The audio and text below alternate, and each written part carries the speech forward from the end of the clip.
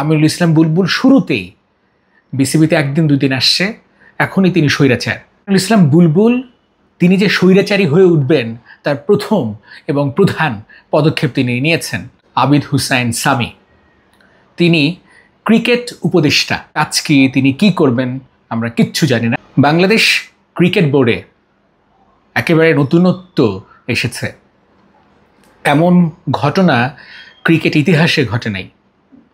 Cricket বোর্ডের president হয়েছেন আমিনুল ইসলাম বুলবুল ভাগ্যক্রমে, সৌভাগ্যক্রমে, এবং তিনি তার একটা উপদেষ্টা কমিটি গঠন করেছেন।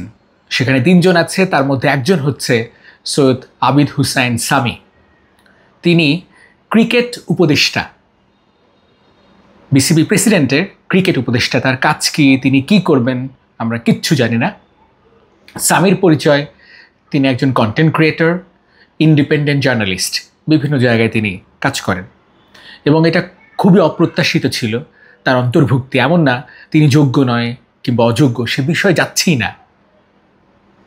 কিভাবে কেন তাকে পছন্দ করা হয়েছে সেটাও যাচ্ছি না।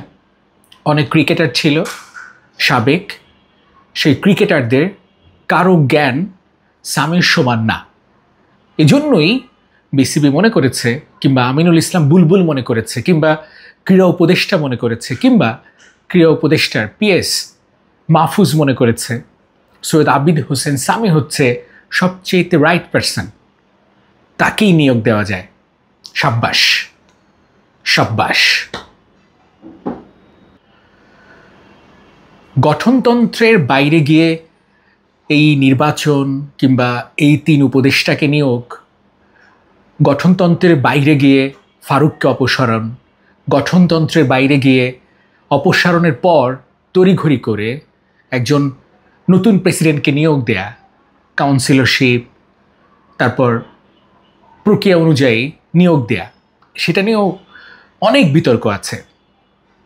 বিসিবির গঠনতন্ত্র মানে বাংলাদেশ সরকার কিংবা ক্রীড়া উপদেষ্টা কিংবা ক্রীড়া যে বিষয়গুলো নিয়ন্ত্রণ করে এনএসসি, জাতীয় ক্রীড়া পরিষদ, তারা কি মানে? আমিনুল ইসলাম বুলবুল তিনি যে স্বৈরাচারী হয়ে উঠবেন তার প্রথম এবং প্রধান পদক্ষেপ তিনি নিয়েছেন এবং তিনি, আমি বলে রাখছি, তিনি হবেন প্রথম স্বৈরাচার, বাংলাদেশ ক্রিকেট বোর্ডের প্রথম স্বৈরাচার, আত্মস্বীকৃত স্বৈরাচার।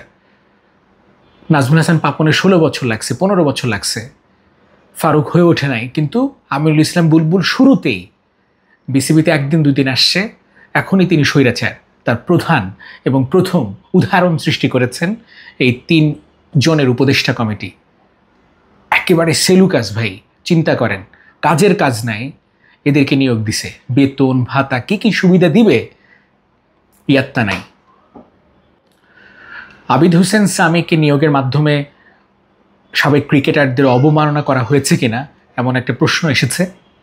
অবশ্যই সাবেক ক্রিকেটাররা কি কেউ যোগ্য না? আবিদ হোসেন সামির মতো এত বড় ক্রিকেটার কেউ না, আবিদ হোসেন সামির মতো ক্রিকেট বোঝা কেউ না। অনেকেই আছে, অনেকেই আছে যারা জাতীয় দলে খেলছে, এই দীর্ঘ পরিক্রমা, জাতীয় দলে খেলার এক্সপেরিয়েন্স, কি হয়েছে, এরকম সৎ, নির্ভীক, নির্মোহ একটা মানুষও পায় নাই বিসিবি।